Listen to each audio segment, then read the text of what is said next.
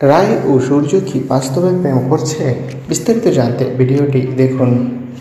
এই তো টেলি আড্ডা অ্যাওয়ার্ড পুরস্কার অনুষ্ঠানে হাজির হয়েছিল অভিনেতা দিব্যজ্যোতি দত্ত ও আরাত্রিকা মাইতি।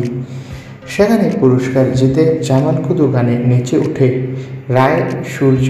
তবে জামাল কুদু গানের সুরের বদলে সূর্য ওরফে দিব্যজ্যোতি দত্ত মজা করে তেলেভাজা চানাচুরের মতো শব্দ যোগ করেন, আর যা দেখে হেসে লুটোপুটি খান নেটিজনরা।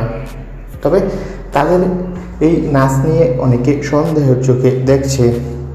অনেকে বলছে দিব্যজ্যোতি দত্তর সাথে আরাত্রিকা মাইতি নাকি বাস্তবে প্রেম করছে।